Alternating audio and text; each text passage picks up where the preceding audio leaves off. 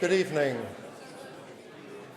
Welcome to the first of the 2017 inaugural lectures. I'm Ian Reid, I'm Deputy Dean of the Faculty, and it's great to have so many people here from a variety of different backgrounds. I know lots of respiratory physicians and other people from ADHB, which is wonderful. My first job after welcoming you is to present the apologies of our Dean, John Fraser, who's in the United States tonight, but would have loved to be here because he has had a lot of contact over the years with Marg and is a great respecter of her work and of her leadership. I'm just going to make a few introductory comments, and then John Colby will introduce Marg, and then Marg will deliver her inaugural lecture. And it's customary for the Dean or his surrogate on occasions like this to talk briefly about inaugural lectures. I apologise to the members of the faculty who've probably heard that more than once before, but it's actually useful for others who don't come to these quite as frequently as we do. So the history of the inaugural lecture stretches back to the Middle Ages, and it is a very significant event. It's really, if you like, a coming out. It's an acknowledgement that the person delivering their inaugural lecture has joined the first rank of academics in their particular institution and their particular city, and that's very apt for celebrating Marg's accession to a chair tonight. It's a celebration of their achievement. It also has a few other spin-offs. It's one of the few times you actually find out what some of your colleagues do.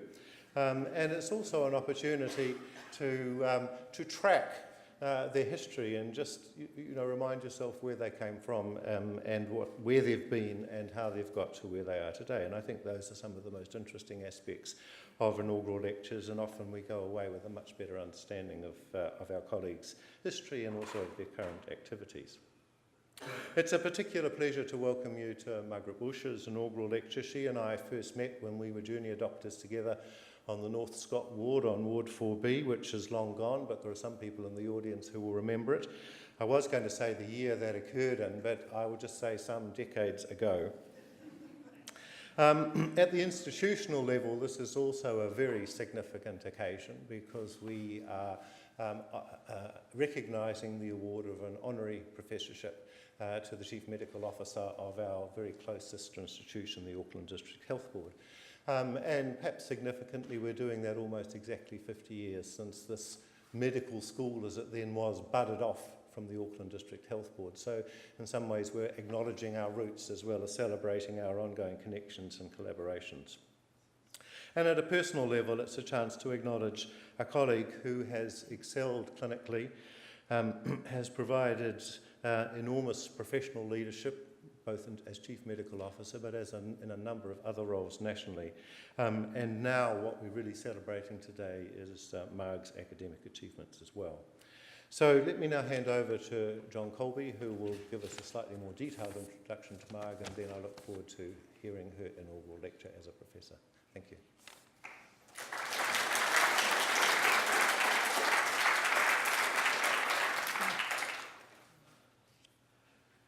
It is my pleasure to join with Deputy Dean, Distinguished Professor Ian Reid, in welcoming you to this inaugural lecture of Professor Margaret Wilsher.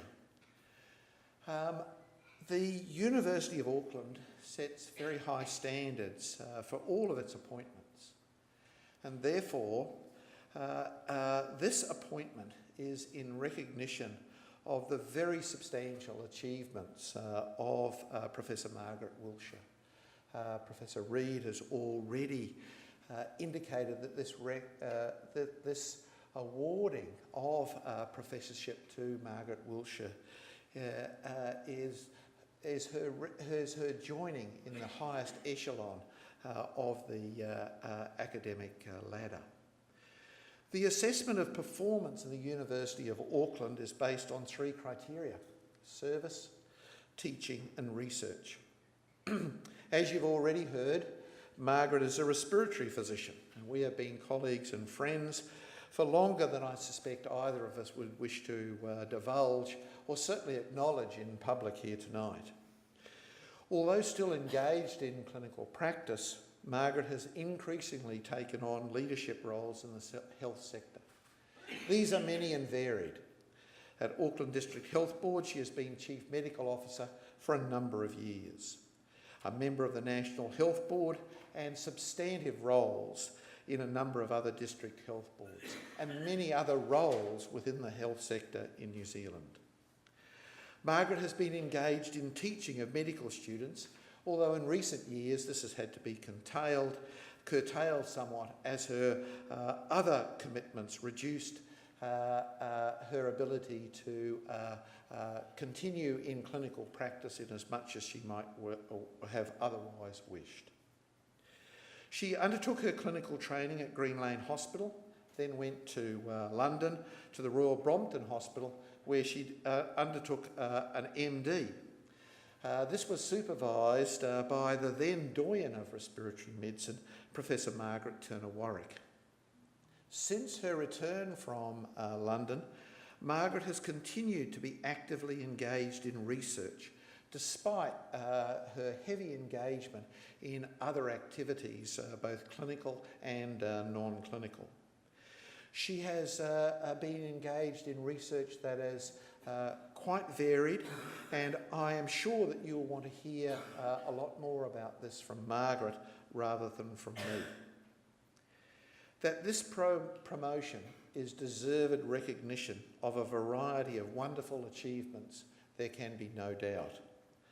I would therefore like to invite to the podium Professor Margaret Wilsher to deliver her inaugural lecture.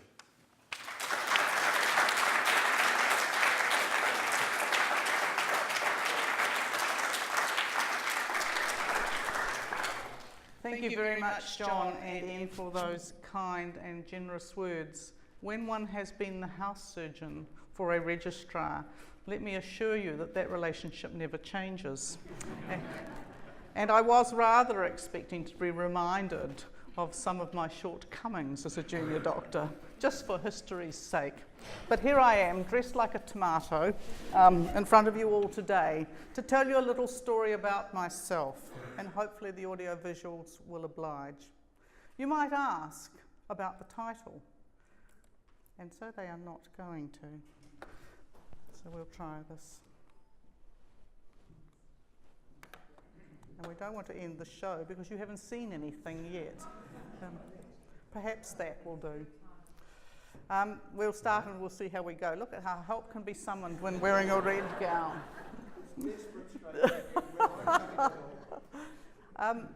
You might have guessed that I don't really have strong ecclesiastical leanings, but I'm rather fond of choral music, and this is the King's College Chapel, sited in the most magnificent grounds of King's College in Cambridge, and it has, good Lord, perhaps if I do, maybe we'll try this, thank you. It has the most marvellous organ, and I swear that you feel the vibration from it before you hear the sound. My ecclesiastical experiences have had to be revisited as the parent of children going to private boarding schools. My own experience as a child being in a very cold, small Sunday school, being lectured to by a very austere Presbyterian minister. But my children every year would attend a service with me, quite happily really, a service of carols and 9 lessons.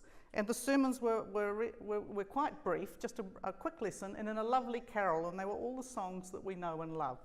So for that reason, I thought I could give you some quick lessons, no singing you'll be pleased to hear, and on how I've lived my life and what I've learnt. My family might say that I've learnt nothing, but indeed I have. Lesson 1, the importance of an education. I started quite small. If you can, and I'm going to have to use the mouse here if I can, if you can see the little railway station at Matamau at the top of the rise, the highest point between Napier and Wellington, then you might imagine the size of the local school. If you turned your back on the station, my family home and the wool shed were behind those trees, now overgrown, and this is the view from the back of our farm all the way down to the Manawatu Gorge.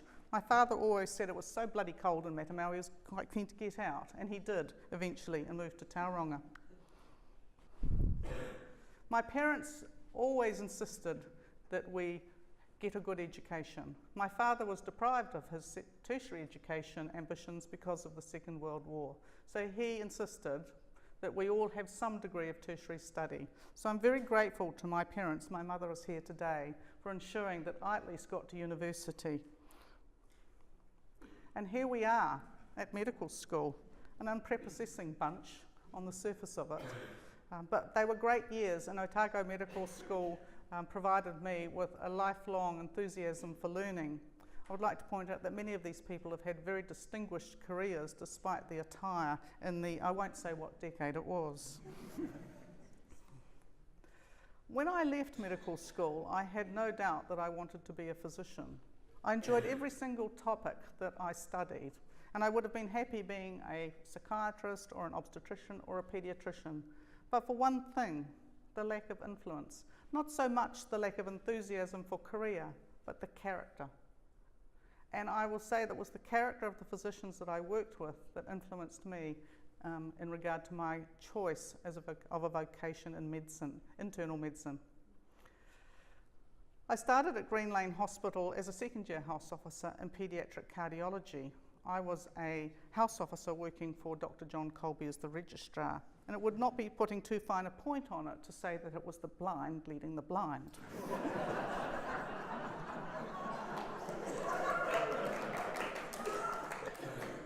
Moreover, we were in a perpetual state of nervousness because we were working for Dr. Patricia Clarkson. Anyway, that was the beginning of our friendship. I had the good fortune to work for some wonderful teachers, Professors Derek North, PJ Scott, John Henley on Ward 9C. I had Adrian Harrison and Harry Ray as my teachers in respiratory medicine. It was a wonderful start to a career in respiratory medicine. But I wasn't going to be a respiratory physician, I was actually going to be a cardiologist. Here's the physiology department at Green Lane Hospital in the days when there was still a tree at One Tree Hill. If I could perhaps point out some of your colleagues, Dr. Stephen Street, quite a deal smaller. Carol Ramage, who became the general manager of Green Lane Hospital. But there's one individual right here who you might not recognise. And if I could just perhaps amplify that a little, yes, there's a luxurious blonde mane, but I think the other features are eerily reminiscent of Professor Colby. And it was, in fact, John who introduced me to respiratory medicine as a career. He took me on a tour of the lung function laboratory at Green Lane. Here's Steve Withy, one of our physicists, on the treadmill. He's not doing a real test. No one wears creased trousers on the treadmill, as you well know. And he's actually having a cold air exercise challenge, the machine in the background here being affectionately named Mrs. Thatcher. The laboratory, of course, looks a great deal different now, but I had many happy times working in respiratory physiology, and the two people who led the laboratory were very kind to me, Dr. Toby Whitlock and Dr. Ed Harris. And it was Ed, in fact, who inspired me to undertake research and to travel abroad to London. He wrote to his very good friend Margaret and asked if she might possibly have room for me at her hospital. And so that was my next journey into science, proper science this time around. Now, Margaret was no ordinary duck. She was, by the time I got to London, she was Professor Dame Margaret Turner Warwick. She was the first female president of the Royal College of Physicians. She was head of medicine at the Royal Brompton Hospital, and she was head of the National Heart and Lung Institute. So she set some fairly high standards for us as aspiring women clinicians and researchers. The Brompton itself was a Victorian brick pile. Across the road there was another block, the South Block, which was occupied by the cardiologists. And when shortly after I left the Brompton, the North Block was demolished to make way for a new set of apartments and a brand new hospital built to the south, as night turns into day, and as we've seen here, the cardiologists occupied the new hospital and the respiratory physicians moved to the Victorian pile on the south side of the road. So in effect, the Royal Brompton Hospital is just the same as it was when I worked there. But I had a marvellous time.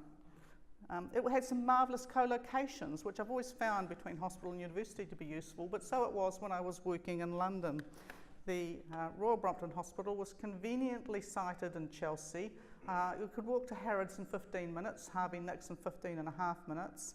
You were close to the Sloane Square shops, King's Road, wonderful museums, the Victoria and Albert, the National History Museum, abundant pubs. I think there were 4 pubs in the same block as the hospital, more or less.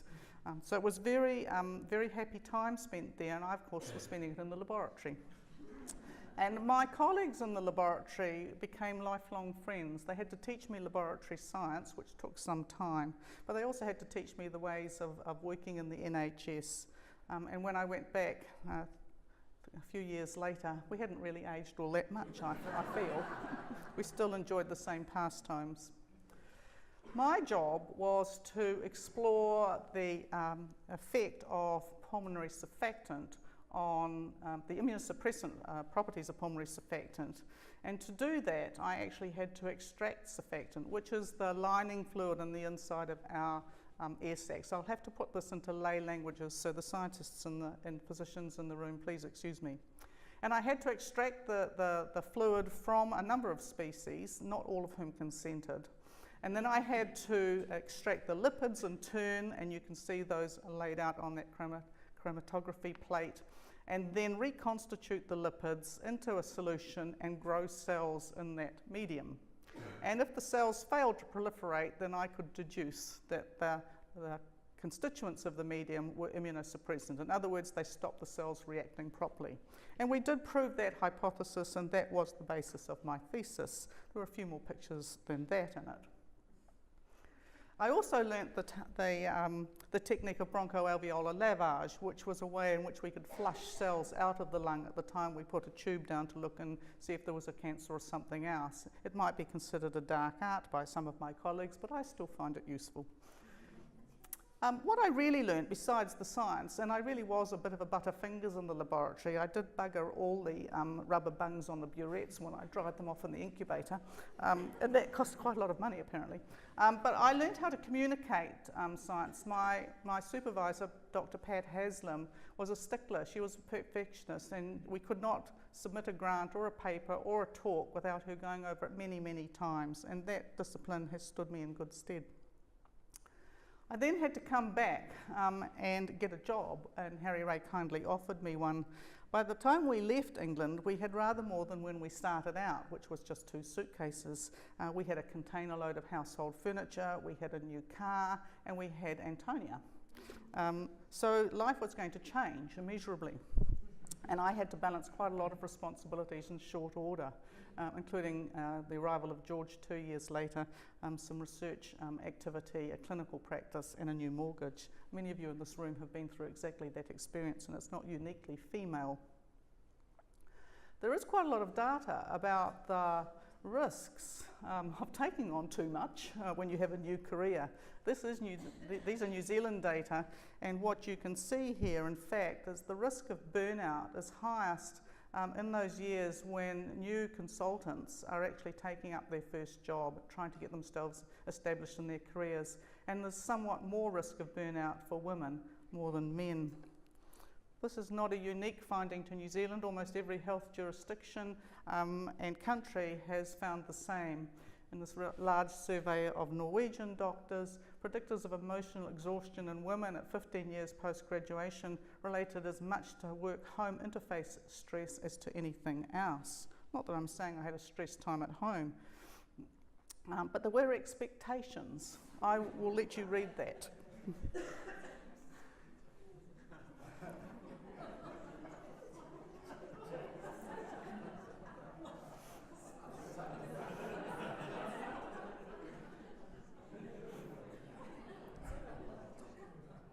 I did go away rather a lot, and I was told off, and we have a lot of absolutely useless toys at home as a consequence. Predictors of burnout in doctors are predictably, in any study you look at, female gender, younger age, longer working hours, low job satisfaction, and work-home conflict. There isn't as much data to inform us what makes a difference, although there are personal well-being and participation in extra work activities probably help.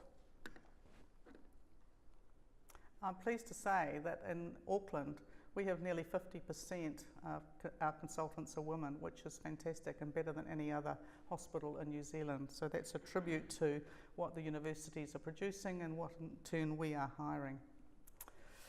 Of course, the only way I could get ahead with all of those responsibilities was to collaborate, to lean on others and ask for help, which in research one really has to do. My journey in research started at the cellular level and then moved to looking at what happens physiologically and radiologically in turn, to addressing why sarcoidosis is different in Maori and Pacific compared with European subjects, one little trial, and some studies with Sally de Boer on what it matters to patients to have sarcoidosis. So what is this disease? It's a relatively rare disease unless you're a respiratory physician, and then it's the most common interstitial lung disease we see. When we talk about interstitial lung disease, we mean disease that affects the air sacs of the lung as opposed to the airways, for example, asthma. And it's a chronic multi-system disease. We don't know what causes it, we don't know what fixes it, we don't know how it's going to behave, and it actually has a relatively rare profile.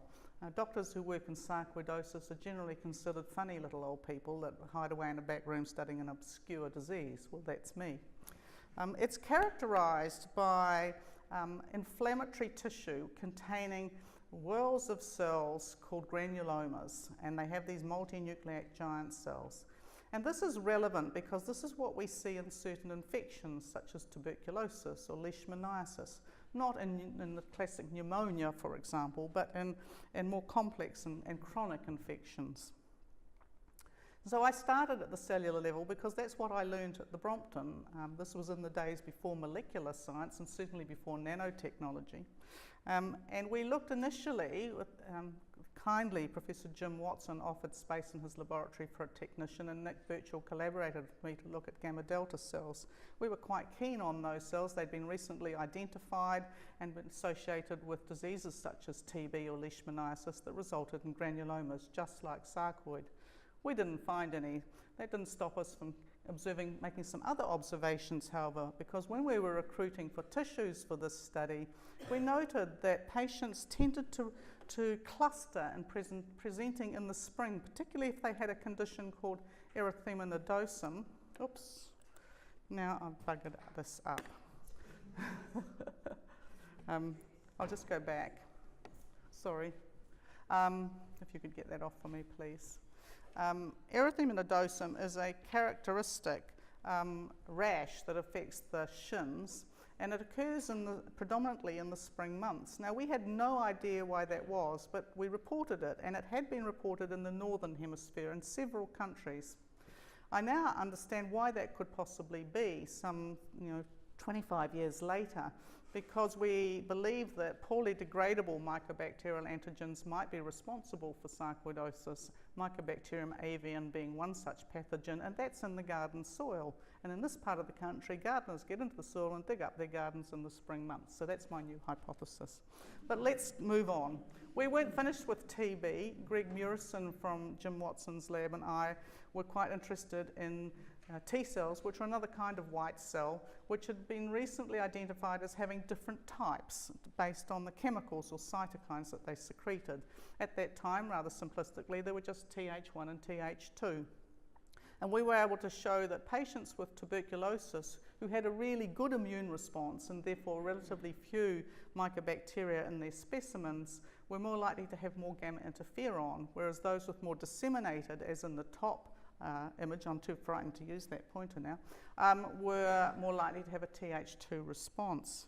We wondered if the immune system, therefore, in sarcoidosis might be skewed. But before we did that, we looked for TB in tissues from patients with sarcoidosis. Kitty Croxon was the collaborator.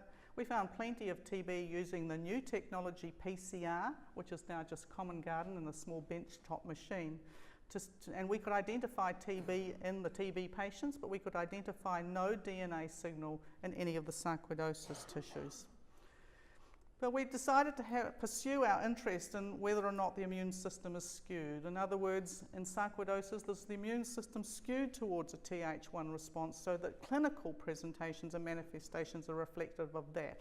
In order to investigate that further, we decided to see how common allergy and asthma was in patients with sarcoidosis. That's a Th2 type disease, and we reasoned that if patients with sarcoidosis were skewed towards this type of immune response, they'd be very unlikely to get asthma or allergy.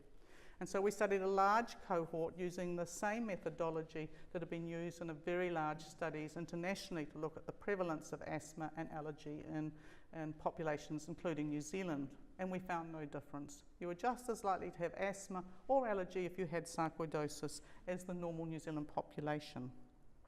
Undeterred, we had a look at exhaled nitric oxide, which is an exhaled gas which is higher in patients with asthmatic or allergic inflammation in their airways. And we found no difference between patients with sarcoidosis and controls. Thank you, Wendy Ferguson, for doing all of those tests for us.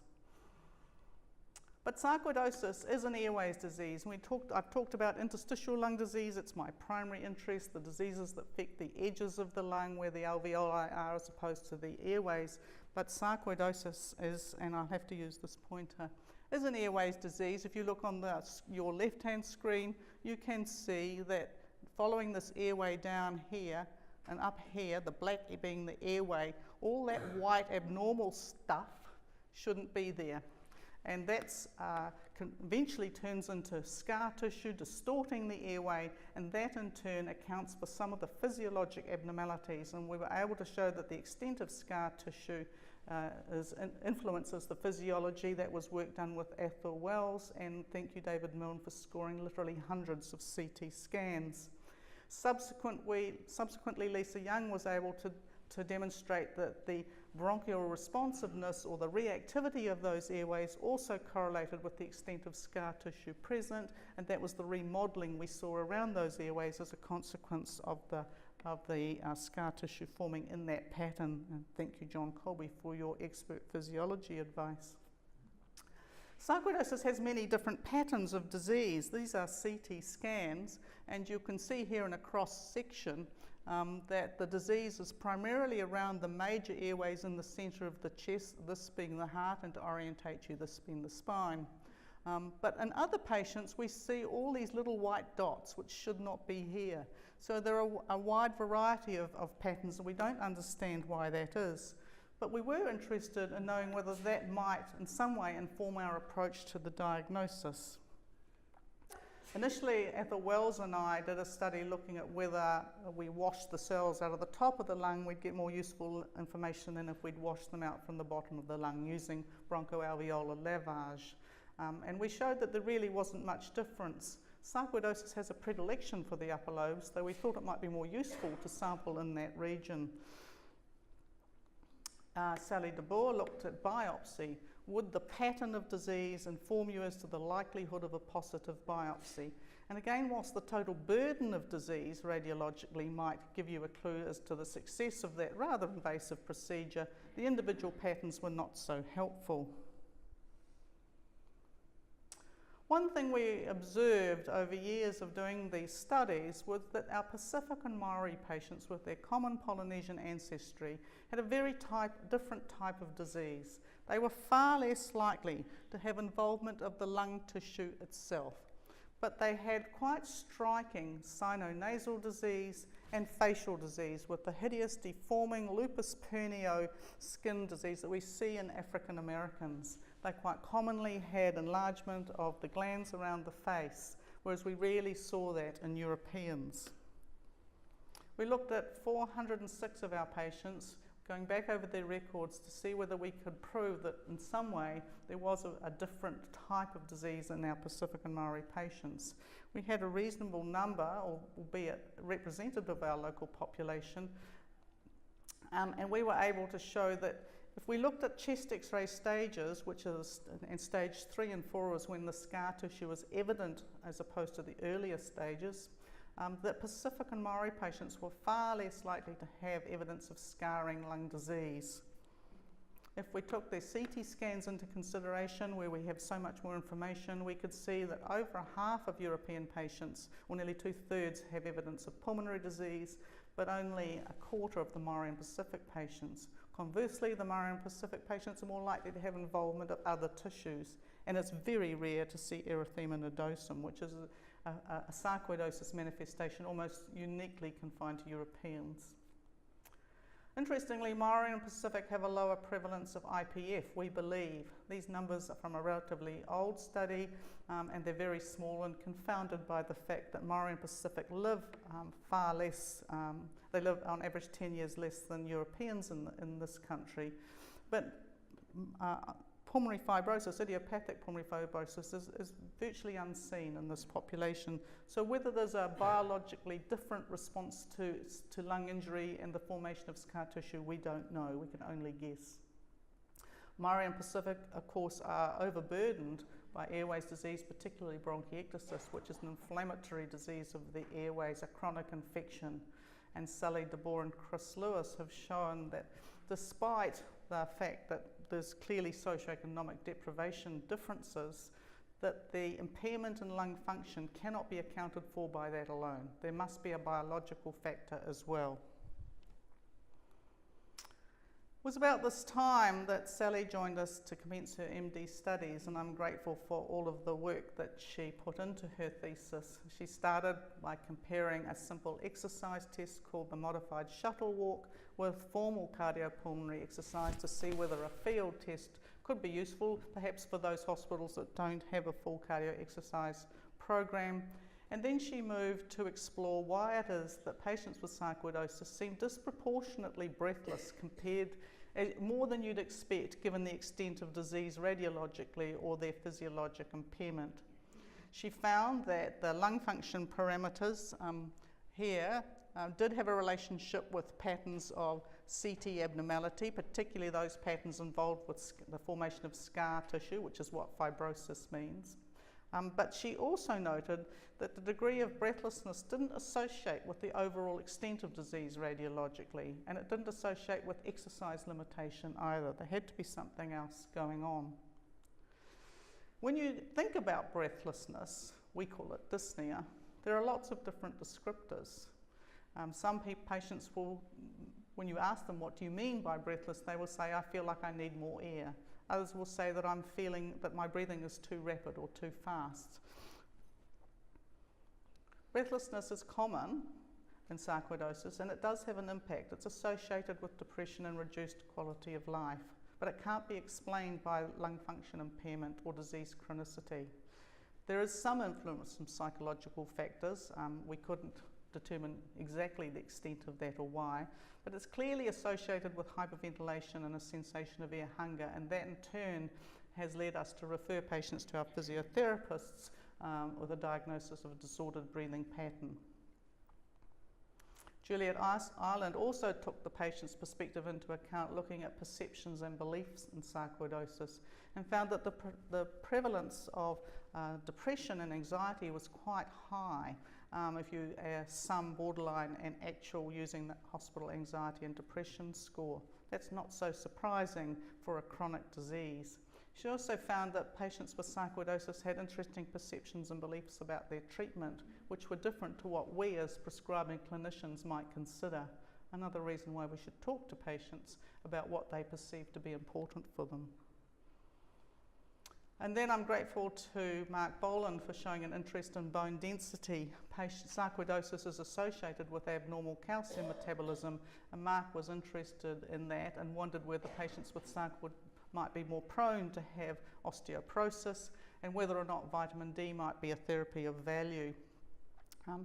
In fact, what we did find was, despite having a cohort of mainly middle-aged women, the bone density was well preserved, slightly better than normal, and that did not change over a 2-year observation period.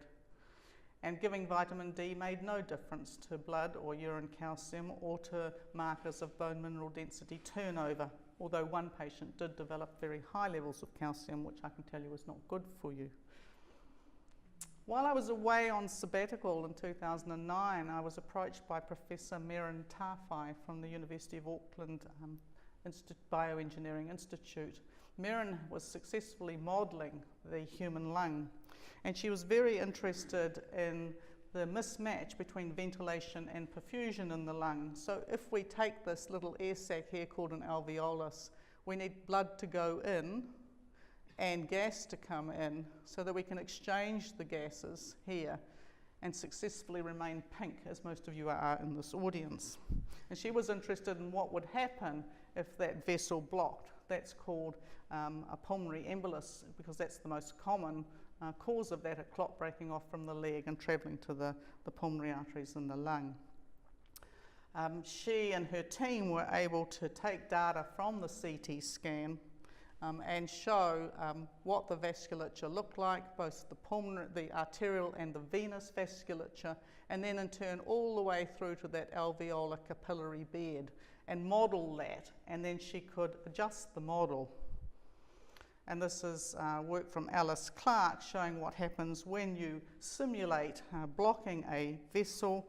You can see that you have to occlude almost 50% of that vessel before the pulmonary artery pressure or blood pressure in the lung goes up. And that has a direct relationship with the radius, the inverse of the vessel radius, irrespective of the size of the vessel. So whether that will eventually have a clinical application, we don't know. It's providing us with some interesting insights. We've gone on to ask further questions of Merrin, particularly in this disease called idiopathic pulmonary fibrosis, which is a scarring disease of the lungs that affects predominantly men, mostly smokers exposed to dust. It doesn't have a cure, and it's generally lethal within a small number of years. Interestingly, the scar tissue forms around the edge and base of the lung, and no one can explain that. We do believe that this disease is caused by, if you like, a lifetime of inhaled insults to the lung and an aging effect, and then an aberrant response to healing with scar tissue forming. And so we postulated that perhaps the scar tissue forms here because this is the part of the lung that receives the most ventilation, so it's stretched the most. Therefore, is there a shear stress contributing to all those other lifetime stressors? That's work in progress, and she's using the normal controls that Claire King has collected as part of the normal ageing study. If anyone who's very aged here would like to be part of that, I'll take your name afterwards. Of course, these are just some of the collaborators, and they're the collaborators that have assisted with the work on sarcoidosis. There are others that have participated. Nicola Dalbeth is in the room on our studies on interstitial lung disease with connective tissue disorders and so on. I'd like to thank David Milne, who has literally scored thousands of CT scans and wore this wonderful hat specifically for this picture.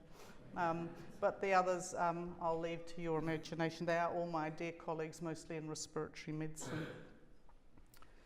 Across the road, of course, we now have an institutional collaboration formalised through the signing of an Auckland Academic Health Alliance 5 years ago, and I'd like to thank the university for its support, both to me personally but also to my organisation. There was a time when relations between our two institutions could best be described as frosty. But with a change of personnel, and they are there in that photograph, we've had a much warmer relationship, and the tunnel, metaphorically, has been reopened so that we can now cross to the university without getting wet. I'm sure a previous dean closed it on purpose. Lesson 6, take opportunities. One thing about going into a career into leadership is that you get invited to do all sorts of interesting things. The cost, of course, is clinical practice and the opportunity to partake in research, but crossing to the dark side does have some advantages, and I've been very privileged and honoured to be invited to participate and be part of some exciting changes in the New Zealand health system. This is the new Christchurch Hospital, which is going up as we speak. And in 4 years' time, a building similar to this will go up in Dunedin, and in the future, buildings like this will have to go up in Auckland, given the pressure on our beds this winter. This is the base isolator, and that ceramic plate that you can see there, upon which the whole building sits, will slide across those poles, or in the event of another earthquake. It, of course, won't save any hospital from what we saw in Kaikoura. I was privileged to be invited to advise on the New Zealand health strategy. I might move on from that slide because not all of you agree with what we put there, but it was nonetheless a very interesting opportunity to work within the Ministry of Health, and in turn I was able to provide comment onto the New Zealand health research strategy. I've been able to visit some marvellous new hospitals around the world. This is Jurong Hospital in Singapore. It looks like a 5-star hotel from the outside, and indeed it is on the inside.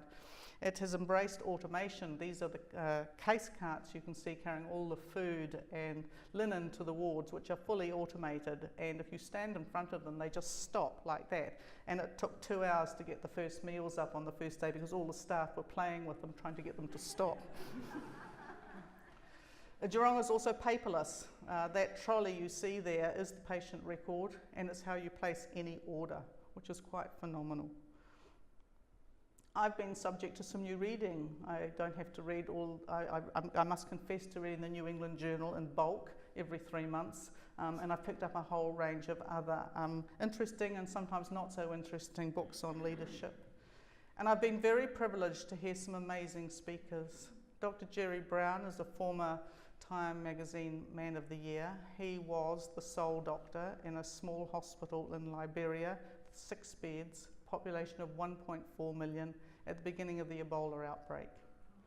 At the end of the outbreak, he had 90 beds and 200 staff. He had treated 700 patients. Over a third of his patients survived. But what is more remarkable is in the last few weeks of the outbreak, he had survival rates of 75%. Not one of his staff contracted Ebola. They were able to continue to look after patients with Ebola and perform surgery. They performed 4 cesarean sections on mothers with Ebola. It was quite a story he had to say. Not the least is he'd said that his wife wasn't best pleased that he chose to stay in Liberia when Ebola broke out, but he's pleased that he did. Lesson 7, people matter. I can honestly say when I entered medical school, and if I'd been asked an interview, I don't know what I would have said, but I really wasn't interested in helping people. I was interested in science. And I think many medical students enter medical school with that same interest. But I became much more interested in people as my skill as a clinician matured along with my age, and particularly so in leadership. And so people's stories really do have meaning. Helen asked me to tell her story, and I've been telling it for 7 years. Some of you have heard this before. Helen unfortunately died of gallbladder cancer, her biopsy result not being picked up in a timely fashion. And she and her family helped us investigate why that was. It was a systems error, as it so often is when things go wrong or there's an unexpected outcome in health. And Helen's husband stood with us alongside me last year as we presented our patient safety strategy to the board, which is a remarkable commitment from a family that lost someone they loved so dearly. We don't always have to agree with our patients, but we do have to respect them. Hockney is an avid smoker, and I love the fact that he's bold enough to put in print that he thinks doctors are just as bad as the anti-smoking fanatics and the bossy boots and the press. I have patients like that, cantankerous and simply marvellous. I wouldn't miss them.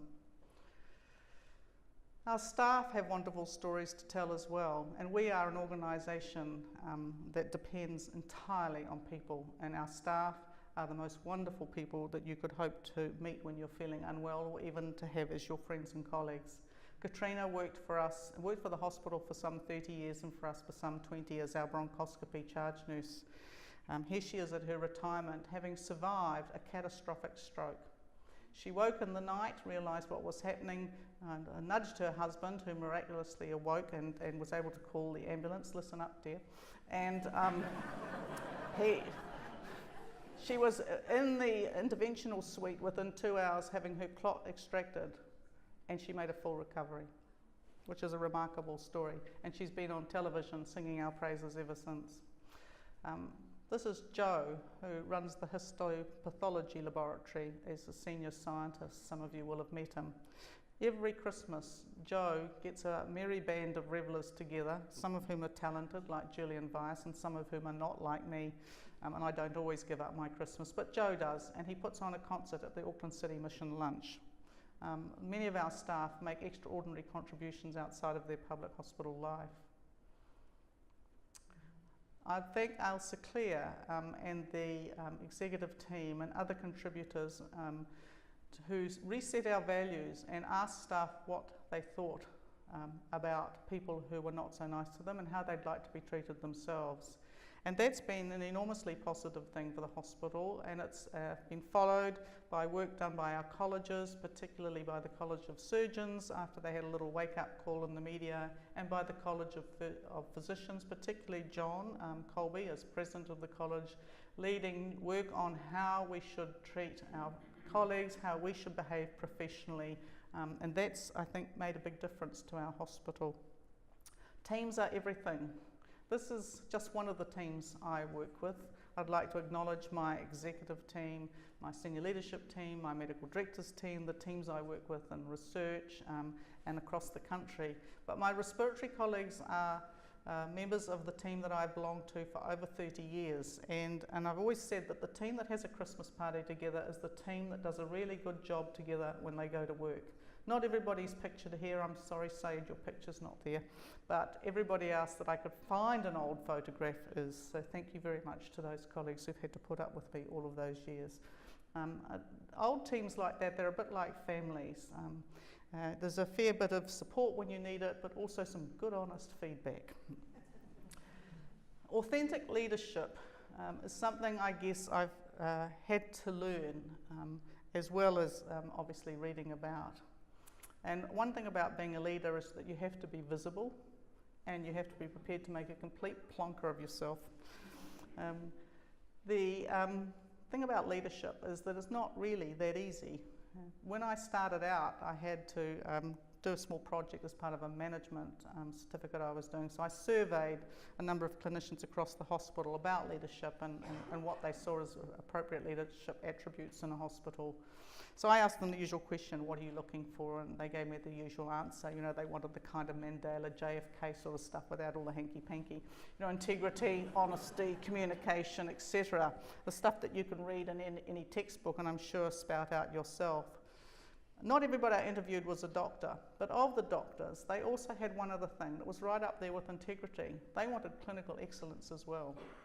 So if you were butterfingers in the operating room, don't think about going and being a medical leader because you will be judged by your peers on your clinical excellence as well as your leadership ability, which is a bit of a tall ask when you think about it. Managers and doctors think more similarly than we might think. This is data from the Nuffield Trust, and it's a similar result to earlier data from that same organisation. But both managers and doctors and leadership positions realise that the time demands that are placed on doctors are one of the biggest barriers to an effective relationship. Far more important than the cultural divide or the lack of trust that's perceived to be a problem between doctors and managers. And I'll say that it is challenging for clinical leaders who are still undertaking clinical practice, and for doctors that is very much the case. Richard Bomer, who is an expatriate New Zealander who has been a professor at Harvard and fellow at the King's Fund and the Nuffield Trust, has written a lot about clinical leadership. And he states that clinical leaders are simultaneously part of the team and apart from it. That's the barbed wire sensation that you have to straddle when you're trying to lead the very people that are the people who work with you on a day-to-day basis. He also goes on to state that in many places, accepting a clinical leadership role brings a loss of status and income as well as disdain from peers. I don't think that's as bad as it used to be, if I'm honest with you. I think it was much harder when I started out, and I really do thank those who were my clinical leader peers for providing that peer support that was so necessary at the time. Sometimes leadership really is quite hard. You feel like you're pushing a bus uphill. And if I can just perhaps reflect on this as being analogous to what some of my days go like. You finished that? Oh, look at that. Look.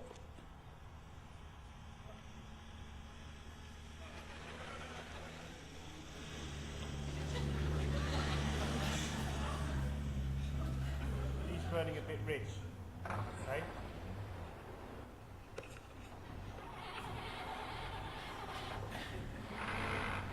Oi, oi.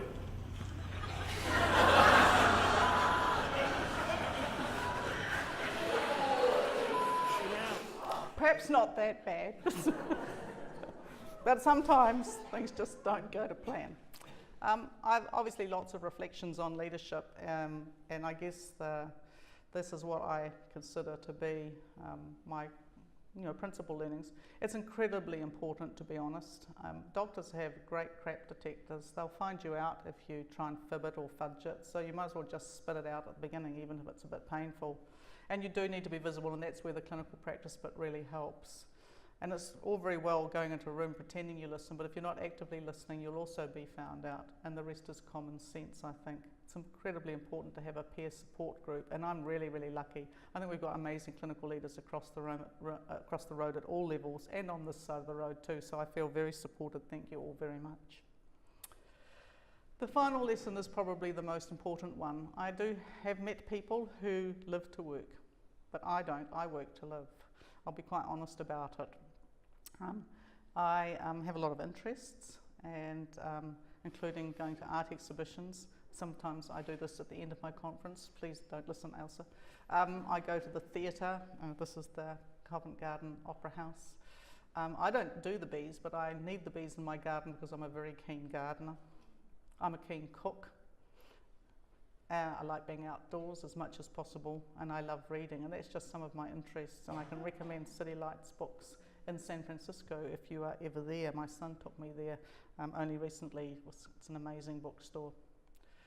I like turning off the phone. It's very hard to turn off the phone. Someone always wants to get hold of you, and I'm sure my executive colleagues, some of whom are in the room, will also say that that plagues them. This is on the Heafy track. It's the up on the downs, up the Gulan Downs, up on the top. This is the early morning with the cloud lifting off. It's a very quiet place, apart from the screeching of the kiwis at night and some night insects and the inevitable snoring in the hut. One otherwise has a great sleep. It's a very special place. The most important thing about it is there's absolutely no cell phone reception. I have wonderful friends, many of whom are in the audience today. Thank you very much for your friendship. I think that's been one of the great pleasures of life, is having people to have a giggle with and to share some fun times, mostly outdoors or maybe shopping. Most importantly, I live in New Zealand. I think that's a real privilege. We're very lucky, and I'm lucky to be able to come home and put my feet up on the porch and look out at that view on a summer evening, maybe with a glass of wine in hand, and reflect on what I did to stuff up the day. When I turn around, this is who I see on my porch. These are the people who are most important to me: my son George, daughters Antonia and Isabel, my husband Grant, and Orla. Orla probably is the most important person in our family.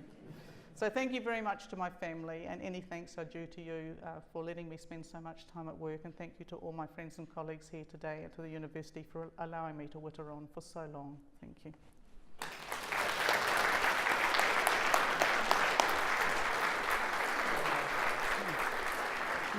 Thank you.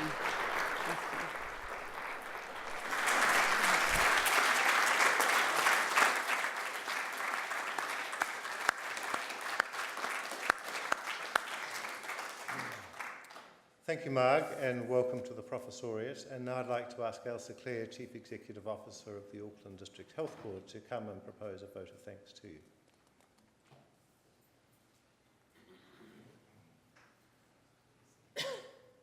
It's one of the few times that I get the last word with Marg. So I met Marg about 5 years ago when I took up post at Auckland District Health Board. And she said to me, probably in the first week that I was there, "Come and I will show you around." Now, I don't know how many of you have walked around the hospital with Marg, but I wouldn't advise you do it unless you are particularly fit. And she took me around all the back ways that you could possibly go around the hospital. And at the end of it, I wasn't quite sure where I'd been, but I did know that if I was ever going to do it again, I was going to wear flat shoes. One of the things that was really noticeable in those conversations as we walked around, and it took most of the day, is the respect that Marg was regarded with. And it wasn't just the fact that she had been in the hospital for quite a long time, but it was also the fact that she knew everybody and was able to have an important conversation with people, whether it was about something that was important to them in their work or a personal conversation about something that was important to them in their personal life. And it was really striking how much she paid attention to people and was prepared to have that conversation. And she had been the acting chief executive before I came, and she made that handover incredibly wonderful. And she was extremely kind to me as someone who had come back to New Zealand after being abroad for a long time and knew absolutely no one. And I think I was not at all surprised that Marg picked on a lot of pictures that were about people. Because one of the things that I admire most about Marg is her absolute commitment to patients and their families. And she is the go-to person when we have a problem with a family or a family is in distress and we need somebody to really talk and emphasise with that family. It is really powerful, that personal relationship that she has with people. Marg also pointed out that she is the international or national go-to person if there is an issue, and it's not just been buildings or other things like that, but she is the person that people turn to advice, not just through our DHB, but over here and everywhere else as well. So I think that this was a well-deserved recognition of Marg. I think that the speech was extremely generous to a lot of people, and I think reflected Marg in the way that she acknowledged the people that have been important to her in her life. So thank you, Marg, for that brilliant speech, and congratulations on your award.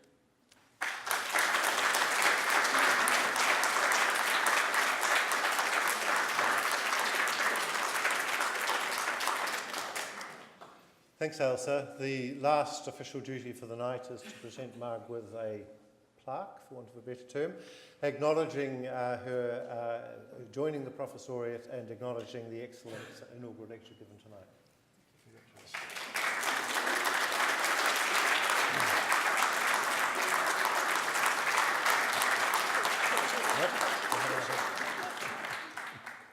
Thank you very much. So that concludes tonight's proceedings. Thank you again for coming, particularly to Marg's family. Tomorrow night we have our second inaugural lecture of the year. Professor Cameron Grant from Paediatrics will present a lecture at the same time and in the same place, and it will be wonderful to see as many of you as possible. So thanks again, and safe driving home.